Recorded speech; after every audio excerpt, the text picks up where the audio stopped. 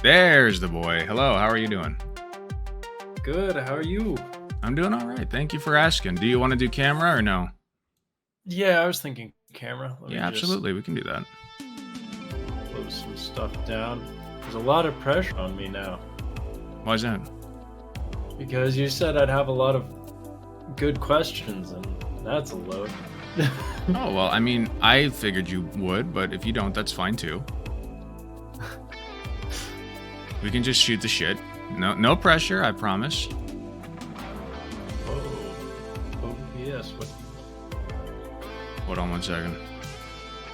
I got my camera on. Grid. There we go. And off. There we go. Alrighty, boys. Alright. Alright. Hit me. What do we got? What do you want to know? You don't. I'm assuming you don't have a virtual camera setup, right? Virtual camera? What do you mean? Because right now all I'm seeing is a picture of your avatar on Discord. No, you should see my video. I turned it on. I got it popped out. I see nothing on my end. It's okay. I can just rip from your. I can try again. Here, hold on. Did that do anything? Nope. You sure it's not on your end? It shouldn't be. But let's see. No, it's saying there's no camera on your end. Oh wait. Oh, there we go. Hey, Yeah. there you go, buddy. Never managed to disable a video before, so I don't know why I thought I would That's okay. be able to do that now. But all right, so let's go ahead and just sort of dive right into it. I already kind of gave you the basic idea of how this will go online or interview-wise. But again, just to remind you, if at any point you feel uncomfortable with something you've said, you can walk it back. You can tell me just like, hey, make sure you cut this part out. It didn't represent me well enough, and it didn't really translate what I was trying to say well enough. Also, if like there's this awkward dead silence for a moment, don't mind it right away, because a lot of times we'll go ahead and just sort of allow the audience to take in what you've said if you said something especially profound. So don't worry about that either. Sure. But otherwise, we will go ahead and get into it. So if you could start. Okay, just so by, real quick, just cut out the first 2 hours of this, all right? All right. Now that we've got that settled. So go ahead and start out by introducing yourself. So like your name, you can use. Man, I just did this. It's okay. But also your history as well. Your history with streaming so far. Sure. So my name is Alec Gunter. I am mainly a politics streamer. I do all kinds of stuff, though. I do variety content, so I'm known to do gaming. I've been known to do reacts. I know that's a little bit under contention right now in the Twitchosphere, but nonetheless, I'm a kind of a bad boy, so I'm doing it anyway. I first got started, I want to say that it was before streaming ever was even a possibility, not a possibility, a thought in my feeble, small brain, back when I was, I want to say 16 or 17, really before that. Let me go all the way back for you, okay? Let me go all the way back. So when I was like 12 years old, I loved YouTube. Like between 10 and 12 years old, I was obsessed, right? There was this whole online space. Like the internet was still, I don't want to say new, but like Web 2 kind of just dropped, you know? So like everybody was getting their MySpace profiles and watching YouTube videos all the time. And that was when like H3, no, that's not H3. Who's the other guy? Equals 3, right? The fuck was that guy's name? I don't remember. But yeah, so that was back when like Equals 3 was popping off and stuff, and he had like the sneezing panda and all that. So like everybody was becoming a YouTube sensation. It was kind of a pioneer landscape for all these creators, and I really wanted to get in on that when I was like the unripened young age of 10 or 12. And so what I did was I started making what's called Pivot animations. Pivot is a stick figure animating program, and you can actually still find those on YouTube on my old account. They're on A1 Bros. It was very fun. I was very proud of them. That went on for a while, and then later on, a few years later, I kind of had a dead point where I was just like gaming. And then PewDiePie became a big thing. And I thought that was the dumbest thing in the world. I thought it was so stupid. I never understood why people would watch somebody else play a video game instead of playing it themselves. And then I found Markiplier. I found Markiplier when he was playing the first Five Nights at Freddy's game, and I'm like, wow, I've actually enjoyed this guy. And then it turned out Markiplier grew up in Cincinnati, where I grew up. Oh boy, he was like literally in my fucking backyard, practically. Not literally, that would have been sweet though. No, he like literally, when he comes back to Cincinnati, he shops at the same Kroger that I used to shop at. Like, people that I know have seen him in person. It is insane. He is like one of, like top 3 YouTubers. You know, that's insane to me. And I actually have met Wade Barnes, his best friend.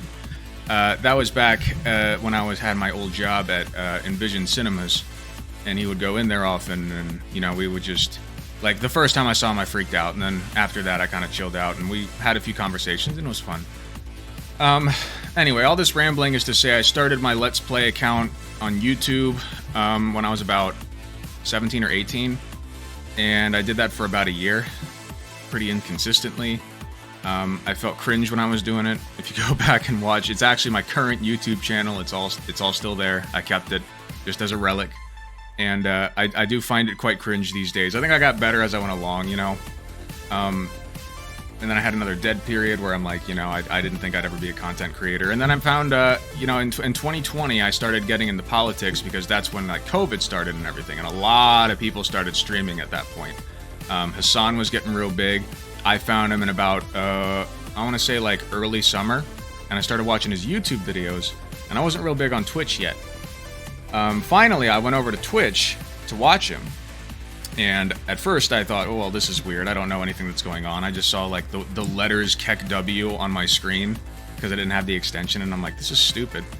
Finally, I got the extension, and I like got ingrained in the culture, and you know, long story short, I fucking loved Hassan, watched him religiously. I decided I wanted to start my own stream a few months after that, so in about March of last year, I started streaming, like seriously. I gathered up a couple of friends that I had from other places. One of them watched me pretty regularly. Their name's Dango, Decent Dango. She was my first mod, and she is trying to start up her own channel right now, so I will be shilling her quite a bit, because if it were not for her, I don't think I'd be here. I think that I would have given up a long time ago, because nobody watched me. Nobody watched me except for Dango. So it was a rough, rocky start. I did mainly gaming at first, but then I got kind of ingrained in Anna the Nuggets community, and that's where I found a lot of the people that I kind of hang out with now. So like Censor Rules was kind of the first one. Oh my gosh, there's Dango now. Hello, Dango. Welcome, welcome, welcome, welcome. The MVP of the hour. So sorry, I lost my train of thought now. You're good. So, yeah, I started out gaming, and then, you know, Anna's stream was fun to hang around. She did a little bit of politics, but not a whole lot. And then Censor Rules was a lot more political. I hung out a bit with him. I found Seaweed, a few other people that I can't think of off the top of my head. Hello, welcome, Steel Lungs. I'm just getting interviewed. And I just started like forging these connections, you know, and we did stuff together and built our audiences together, and Censor Rules is doing great. Seaweed's doing great. He's, you know, making connections among the high rungs of Twitch society. And, you know, I'm trying to do the same. I'm just trying to pump content out while I'm doing work and school at the same time. So, it's a lot. I recently hired an editor for my YouTube channel. Well, that would be my sister, but she edits my videos now. So, you know, that's pretty cool. And, yeah, I'm just, you know, trying to... I'm trying to prioritize it, but everything is kind of a priority right now, so it can be tricky. But that was I think that was a decent spiel. What do you think? I think it was solid. All right, awesome. One thing though, try not to touch the mic so much because I can hear it on the playback. Oh, I'm so sorry. You're good. I figured it was just something to keep you preoccupied. Honestly, I'm bouncing my knee like nobody's business. I need a quiet hand. Like something to keep my hands busy, because I have a cube, like one of those fidget cubes, but it's the one that like unfolds and refolds, and it's really loud. and I can't use that during stream. It will irritate the fuck out of my chat. So yeah, anyway. I have the fucking what is it? The Chinese medicine ball things that jingle when you like roll them in your hand. Yeah, so that's what I'd use, but obviously can't the loud use it things. during an interview. The ones that annoy Those are people. always You like the just best. do it when you're alone, and then people visit you, and they're like, "Can you stop that, please?" And you're like, "Not really." Sorry, it's gonna keep happening if you want me to keep talking. Exactly. How did you not know I had you had a YouTube? You gotta type exclamation YouTube in the chat, and then you'll find out. All right, so just a second ago, you mentioned you were going to school as well as work. Can you sort of go into that just a little bit as well? Sure. I'll give you a brief rundown. I got my bachelor's at UC, University of Cincinnati, bachelor's in biology, and after I graduated, I was looking for a biology job. Figured that wasn't for me. My mom kind of pushed me into nursing, which I took to. It's a job, right? So I finished my master's degree in a 1.5-year accelerated program, and then I started doing classes for my practitioner license. So I'm trying to get my psych nurse practitioner license as we speak. It's a lot of work. Taking 2 classes at once and in a practitioner program, that's not the easiest thing to do. So I'm just hanging in there. Awesome. Well then, earlier you were mentioning Dongo and Sens and Seaweed, and obviously, I'm part of that community as well. Of course. And I just wanted you to sort of go into a little bit what it's like having a community, both like the good parts of it and the bad parts of it. And then from there, if you could also try to segue into what it's like dealing with chuds. Sure. Because they end up affecting your community, right? So. Yeah. I haven't actually had a good chud in a while, and I think that's because I wasn't streaming in the politics section, but I'm going to change that today. We'll see what happens. So anyway, I would say the good parts of it, I want to start with that. Obvious, I feel like some of them are obvious. You make friendships, you meet new people, you learn new things. They know things that you don't know, you know things that they don't know. You kind of bounce ideas off of one another. You can collab, your audiences intermingle with each other. That kind of leads into one of the negatives though. Like if you have like a bunch of people that share your community with somebody else's community, what can end up happening is if you're streaming at the same time, you can figure out who's got a preference for who, because I know that Censor Rules, when he's streaming, gets like an average of like 25 viewers, whereas I average maybe 12. So I know that a lot of people overlap between us. I hold nothing against them. Censor Rules is a great streamer. And I hope the best for him. But I do kind of want to build my own community. So I think that's one of the drawbacks. Another benefit, let me think. I feel like I have more drawbacks than benefits. But I love these people. Like I don't know how else to put it. Like they're just great people, and you can kind of drop in and watch their content, and when you're in their chat, they'll interact with you on a more personal level. You can be like a VIP there. They'll shout you out. It's good for networking. Networking is great. As far as more negatives go, sometimes there are disagreements. I just recently had to cut somebody out of, who used to be in my streamer circle, and I won't, say names, but, that sucks. That has to happen. I've seen, there's drama between 2 people that I was much closer to one of them, but the other one, this is a different situation. I was much closer to one of them, but the other one I still respected, and I didn't want to be cut out of that. I do think that their disagreement is neutral, where it's like I'm not involved, I'm not going to touch that. But when people force you to pick, it can be tricky, and typically if you're forcing me to pick, I'm going to not pick you. So you can bet on that, unless the other person is a piece of shit and you can prove it. You got to have the receipts, though, man. Let me think more generally. When they come into, I guess when they come into your chat, they're more likely to watch you if you've spoken to them on a personal level, and that boosts your viewership and your retention and your stats and all that. So that's cool. Another drawback, though, and this is more of a personal thing on my part, I always feel like I can't watch everybody that I want to watch. You know what I mean? Like, it's impossible. I really love Hassan. I've been watching a ton of Vosh lately. I've been watching a ton of Shark 300. He's my fucking favorite right now. Shark 300 is the man. But the smaller streamers like Tina, I used to hang out in her chat a whole lot, but these days I don't so much anymore. Censor Rules, I haven't gotten to see him in a while. I feel really bad about iDan Simpson because he got partner and then I like stopped watching him. But you know, like everybody has their preferences and I'm trying to grind, you know what I mean? Like it's hard to watch everybody that you want to watch when you're grinding at the same time. I had to make a sacrifice when I started streaming. I couldn't binge Hassan anymore because I'm sitting here doing all this work for my own stream and trying to build my own platform and community, you know? So you're kind of making sacrifices in that sense, but it's worth it. You know, I enjoy being the head of my own little clique, if that makes sense. So I think that about wraps it up on that. If I think of something else, I can tell you, but those are the main things. No, you're all good. Like I said, I was just letting it air for a second. Yeah. It also just makes things way easier for me as an editor, because then it's like a crystal clear cut right there. If you think you're bad, you haven't talked to Keffels. She will let it air, dude. Overnight. Let's see. So let's sort of take it back just a little bit to where you were talking about fighting between streamers, because one of the things I wanted to talk about is how controversies will affect you, especially ones that like don't necessarily relate to you. I've been using ReactGate sort of as an example, but I think since you're slightly a reaction channel, that won't work quite as well. So probably something more like hot tub streaming, when that, you know, hot tub streaming meta was a big deal for fucking everyone, right?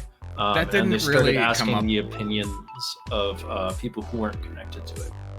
That really didn't come up in my circles. Like everybody in my circles was pretty unanimously like, let people hot tub stream. Who fucking cares? I'm sorry to interrupt, but I'm Sure. also talking about I was gonna chat. ask. Yeah, you're talking like about not what? just between streamers, but also between like people coming to your stream, because I think a lot of people a lot of the people who are going to be watching this might not necessarily be familiar with Twitch as a whole, and so we're trying to give them an idea of what Twitch is, both from our point of view as well as from the chat's point of view. Right. So you mean like when there's disagreements between chatter and streamer? Yeah. Okay. Well, there are two types, right? There are those chatters who disagree with you but are open to having their minds changed, and then there's chatters who are just here to cause trouble, right? They just want to get you angry. They're trying to get their kicks off, or trying to get, you know what I mean, trying to get their kicks. They get a kick out of. That's the word I was looking for. They get a kick out of making you mad and seeing you mauled. You know what I mean? And maulding, for those who don't know at home, is mad balding, which, you know, I've molded to completion. So, anyway, I have no problem when chatters disagree with me. I've had disagreements with people that are very close to me in my chat. You know, me and John have been in the DMs disagreeing on stuff. Me and John, he's in the chat right now, one of my moderators. The important thing is when you disagree on things that you understand. I think a big thing that a lot of people miss is charitability. When you're disagreeing with somebody and you know that person to be a genuinely good person who wants the best outcomes, it is so important to be charitable, you know? And you can tell that even with strangers who come into your chat, where they're like, look, let's take this for example. Like I talk about a lot about transgender issues, right? If somebody comes into my chat and they're like, look, I just don't understand this. Like, from what I've heard, they're like, you know, doing things to kids, etc., whatever. You can tell which ones are actually concerned and which ones are just like, I hate trans people. I don't want them to exist. I don't like looking at them. You know, if you can make that distinction, it makes interacting with the chat a lot easier. A lot of times I'll keep the troublemakers just for content, just for a little bit. And then I'll give them the boot. But other than that, usually they just get the boot.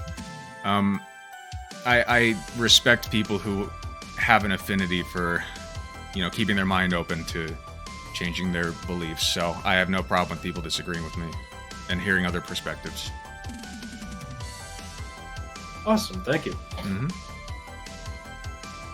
And then, let's see, where do we want to go next? Do you have a problem talking about your sexuality at all? Not in the sense that, like, I'm not afraid of talking about how much I jerk off. I'm not afraid about talking about, like, the kind of people that I'm attracted to. I think I'm into a couple of things that I don't really feel comfortable sharing with other people. But other than that... well, I just, more in the sense that, are you open with your sexuality in the context of, like, me showing this to other people? Because I wanted to ask you what it's like not being a... oh yeah, no. You have free reign to straight. show this to anybody. I have no problem answering questions about sexuality, unless it has to do with like specific. Anyway, go ahead and ask. I'll tell you if I'm comfortable answering it. Promise. No, I wasn't gonna ask anything like, what's your favorite size dick you want to put in your mouth? Like that real perfect. Yeah. No. The just, shape. It's gonna be a little bit different because I know that we are still white men, so our experience is going to be a lot different than say like sounds racist, but okay. But no, just like not being. How does not being a cis streamer affect you, or does it affect you at all? How does being a cis streamer affect me? Is that what you're asking? Not being cis, but yeah. Not being. Wait, I am cis though. Wait, I thought cis just meant like heteronormal, like straight. Do I not understand what the word cis means? That's okay. This is a teachable moment. So the word cis, and I know this very well because in biology, cis and trans are actually two opposites. So cis means that you are identifying as the gender you were assigned at birth. So technically, basically, if you have a penis, right, if your genitals are male, you will be assigned male at birth, right? That's called AMAB in the trans circles, assigned male at birth. There's also AFAB, assigned female at birth. You can figure that out for yourself.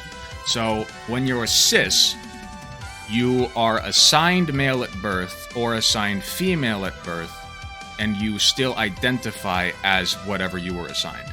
When you're trans, you don't.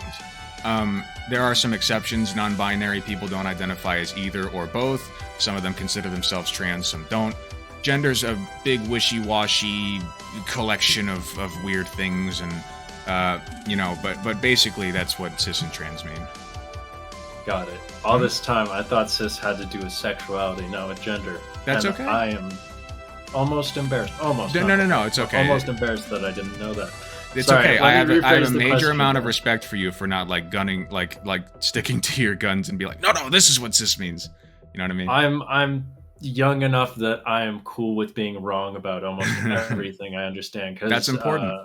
One of my favorite statements is, "I'd rather look stupid than be ignorant." So if I'm wrong about something, I'd like to be corrected on it. Oh, I've been wrong about a bunch of stuff that I've changed my mind on, even in just the past year that I've been streaming. It's totally cool. All right. But I will rephrase the question, sure. Since obviously my question was wrong. What is it like being a not straight streamer? Does that affect you, or does it not really come up too much? It really doesn't. I call myself a 2% reduced straight. I'm heavily leaning toward women. You know, there's the man. I hesitate to even say man because that puts in my image a figure of like what I would look like. You know what I mean? Like I'm pretty unambiguously a man. So I'm not attracted to people who look like me. I'm attracted to people who look like the opposite of me. I like feminine figures. I like soft women. I like muscular women as well, but the big thing is femininity, like the body proportions. Another thing is I love androgyny, right? So somebody on Twitter put it very well once. They said, boys who look like girls who look like boys. I couldn't have put it better myself. You know, it's like the short hair, but not so short that it's like, you know, like obviously a dude's, you know, like no facial hair, nothing, but like like Katie's kind of like this. Like she leans female heavily, but like sometimes you can't really tell, if she wears the right clothes. And she does that on purpose. She's non-binary. But I dig that. I think that's insanely attractive. I would say that rolls into me being bisexual. So that I like guys who look like that, but they're few and far between. Like I'm very picky. So my point is I'm pretty straight presenting. I don't really harp on my sexuality that much. It really doesn't come up a whole lot. So okay. And people don't really shit on me for it. When it does come up, how does that normally affect you? Because obviously, like you said, it doesn't come up very often. Yeah. But I know at least I've seen it come up once before, and I thought you handled it well. But from your side of things, how was that? I think I know which one you're referring to. Somebody came into my chat and asked if I am a gay. And I said, no, but I'm bisexual. So that was really the only time I can remember that it really came up. Usually when it comes up, it's not like conservative straight people like shitting on me. It's like me questioning whether or not I'm actually into dudes. Or like questioning like whether I can like even call myself not straight, like am I faking it kind of. I know I'm not, but I've thought about this way less in the recent past, but when people ask me like are straight, gay, bisexual, I say bisexual and then I hesitate, you know what I mean? Like that's really the biggest concern I have. It's not a matter of like being afraid that people are going to find out or like not being comfortable with telling people. It's more like me just knowing myself, so. Awesome, thank you. Mm-hmm. All right, let's see. I guess we'll go ahead and sort of, again, change gears here slightly. I want you to, if you would be so kind, talk about sort of charities and mutual aids and like how streaming can affect people outside of what's happening within a stream. How charity streams like affect people that are outside of the community? Is that what you mean? Not even just charity streams, but sort of streaming in general. And also like raising awareness for things, because a lot of people seem to think that Twitch is sort of like an insular thing, a bubble where streaming only affects streaming. And I just wanted your take on it. I think largely drama in Twitch tends to stay in Twitch. Sometimes it'll extend out to Twitter and YouTube, but we are insular in many ways. The least insular thing that I've seen is the charity streams, when we'll just bring a bunch of streamers together, or even just one person will have like a 24-hour marathon where they just raise money, and then all that money goes towards usually what's really a good cause. Like I did, You and Me organized one with a bunch of larger streamers. Denims was one of them, and she has like a regular view count of 400 to 600 people, which is awesome. We raised a lot of money. It was like $2,600, I think. And that all went to help trans people in New Orleans find houses. That's huge. So if that's the kind of impact, if that's the biggest impact that we have on people outside of Twitch, I'm cool with that. I don't think that my voice is going to reach very far outside of Twitch unless I were to somehow, by some miracle, become as big as Hasanabi. Or like Vosh at the very minimum. Like Vosh gets on Twitter a lot. There are like more people don't know who he is than know who he is. You know what I mean? So like he's just on the cusp of like most people don't know him still. But I think he does have at least the potential to make a difference even without charity streams and like change people's minds, if that makes sense, like that are outside of the Twitchosphere. Which he's ironically not on Twitch anymore, but point stands. I just I think there is the bottom line would be there is a huge amount of insulation in Twitch, but like I said, the biggest thing is the charity streams. I think that those are great, and I think that those have the biggest effect on people outside of our little bubble.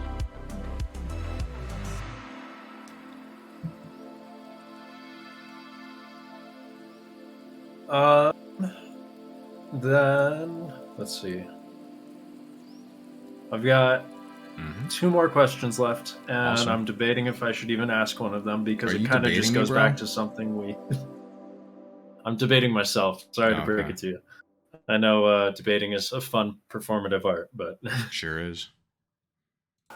no, I'm debating asking one of them because it's kind of just rehashing something we already brought up earlier, which was just harassment. Okay, well, if you need clarification, that's fine. That's not even clarification, More but yeah, let's detail. go over it a little bit. Sure. I talked with another streamer recently about how they've been cyber-stalked. And I was wondering if anything similar happened to you. It can be cyber stalking, it can be Twitter harassment, it can be really anything. Just like how has Twitch affected you by extension of your community or people online negatively in any way like that? Twitch has not really crept into my personal life. I don't have stalkers. I imagine one day I might. I'm sure one day I'll get a death threat from somebody, and then I'll soy post about it and say, "Oh my god, I made it!" You know, like my first death threat. I did have one person on Twitter recently try to dox me, so that was interesting. But it was really funny because all that happened was I disagreed with them, and then they just responded, "Kentucky, right?" I'm like, close. But Kentucky's a big place, and as is Ohio. So I would say other than that, no, not really. I don't get stalkers. No,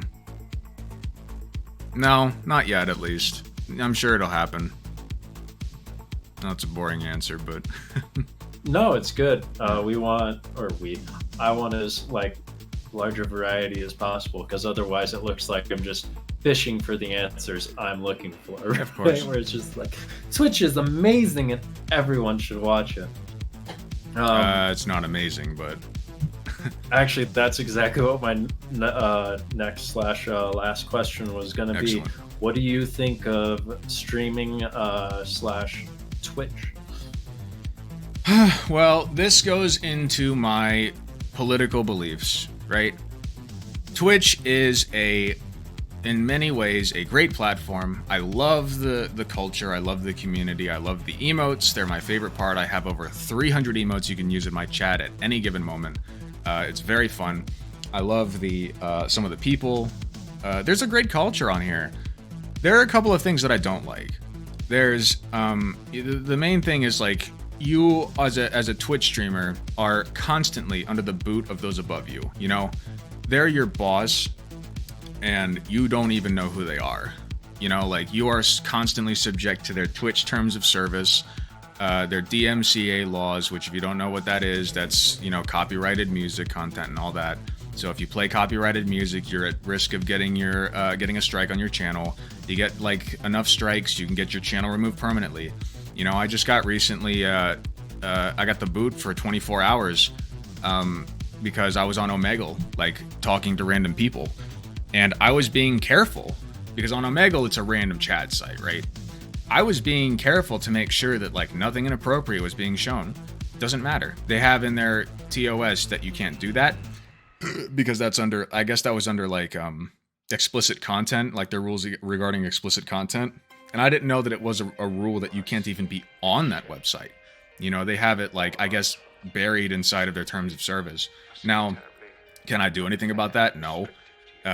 That is in their terms of service, which I did agree that I read, which I didn't, but I agreed that I did, But, it would be nice to see a little bit more leniency. Again, I didn't show anything explicit. They cut me off midstream, that's a little bit rude. And if I were a bigger streamer, that could impact my income. That could impact my entire schedule. That could, cause me to miss out on a rent payment. Thankfully, I have a good job outside of Twitch, so that doesn't affect me. But, there are people who make their lives on here. And they deleted all my VODs. Thank you, John. That's a very good point. For those at home who don't know, VODs are the saved streams for after you're done. And a lot of times I'll go back into my VODs and look for content to put on YouTube. They nuked mine. It was all gone. And I was very upset about that because there was content that I wanted to save.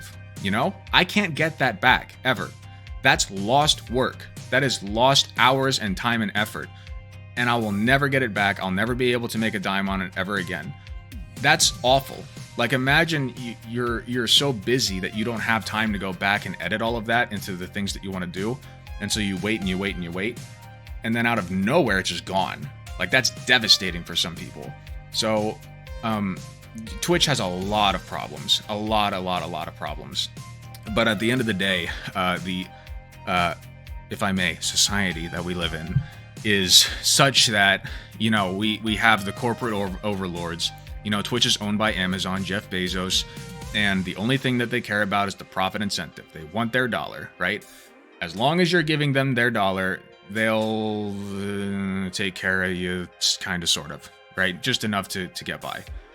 I do wish that attitude would change, where it's like I'm not constantly at the behest of people that I don't know, making rules that they themselves don't follow many times, that are enforced willy-nilly in a very inconsistent pattern. You know, sometimes I'll get hit by a DMCA strike, sometimes I won't.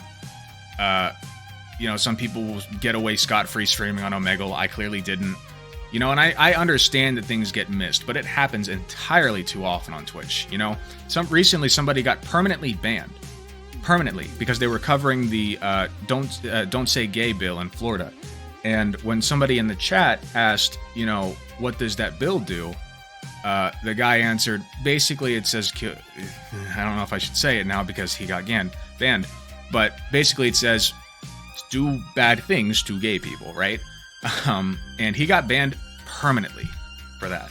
I find that reprehensible.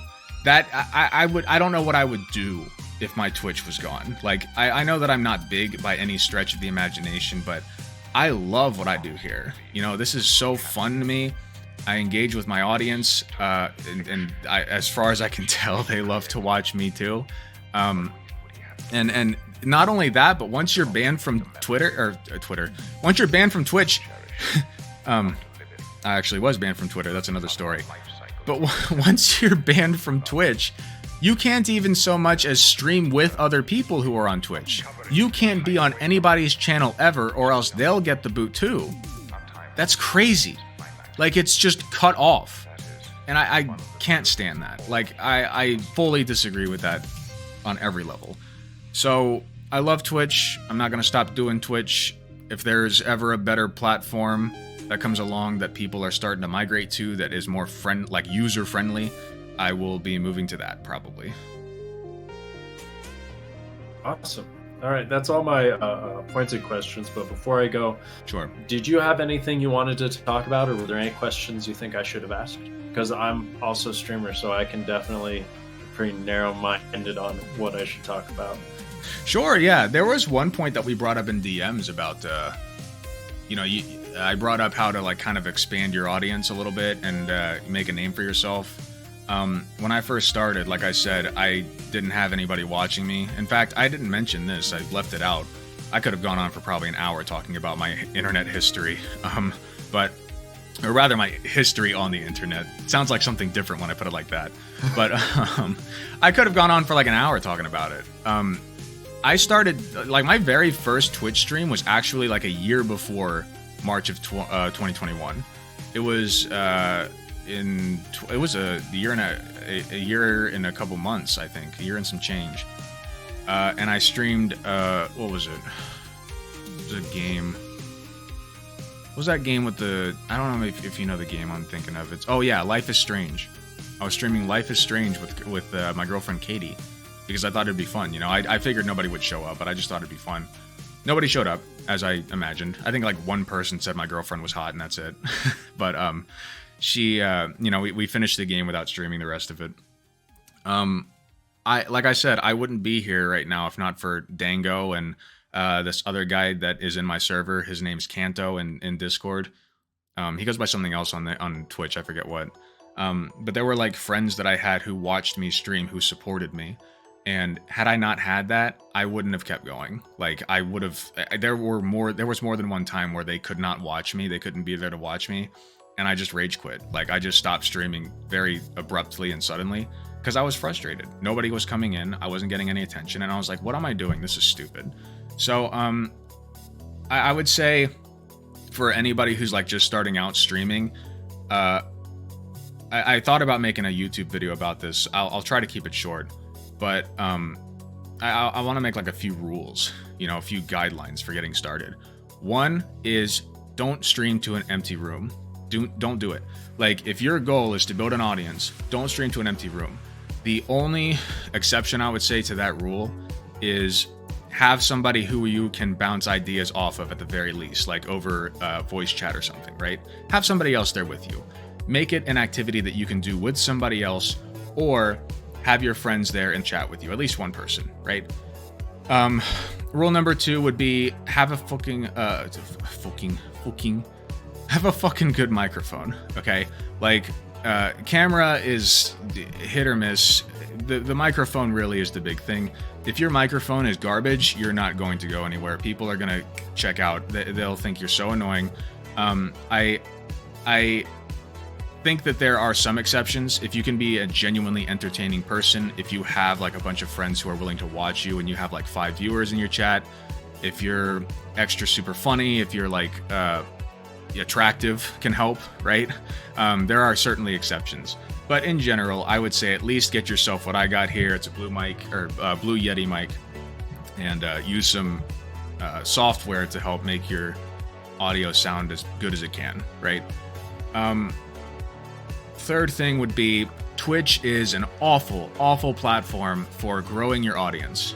If you're going to network, if you're going to get a fan base, first of all, you have to go around and talk to other streamers. Find some small streamers, go in and watch them, chat with them. If it ever comes up that you're also a streamer, you can like coordinate with them, do some group work with them, whatever.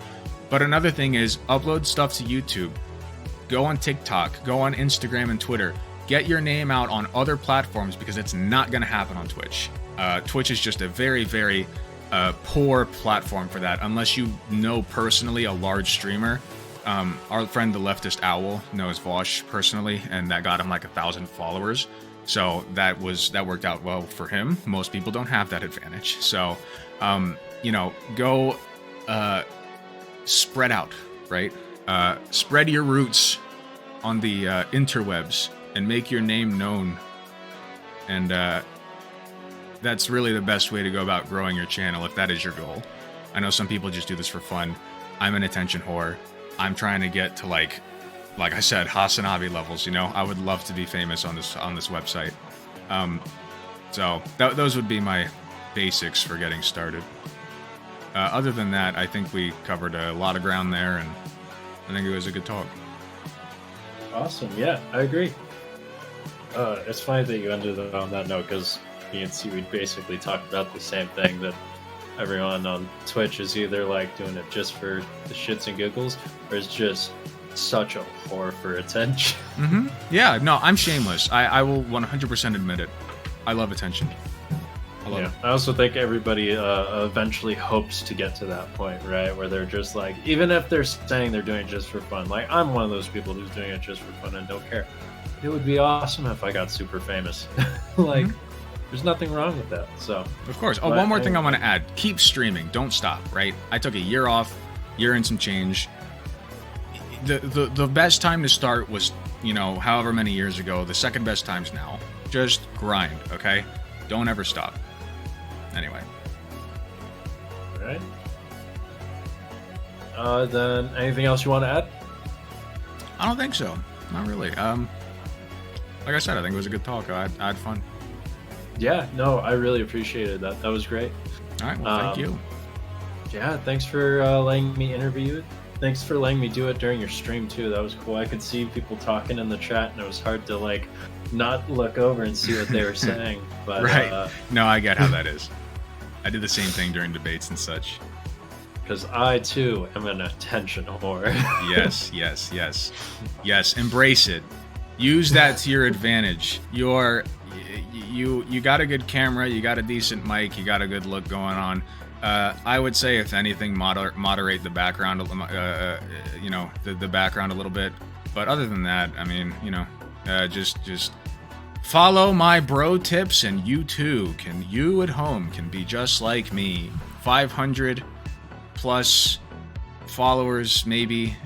Probably. Well, anyway. Hey man, it's an impressive amount. You should be proud of how far you've gotten. Oh, I'm so proud, dude. I've never stopped saying how proud I am. I've hit a bit of a peak lately, but we'll get past it. It'll happen. Yeah.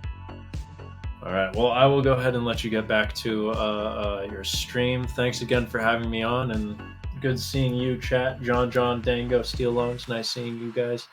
And I will talk to you later, Alec. All righty. You have a good rest of your day, EtriusRaven. I appreciate it. Yeah, you too. Bye. Later. Well, that was lovely. Can we get a shout out for EtriusRaven, please? He is a small streamer, smaller than me even, if you can believe that. He got started quite a bit after me, and I know he's busy doing other stuff, so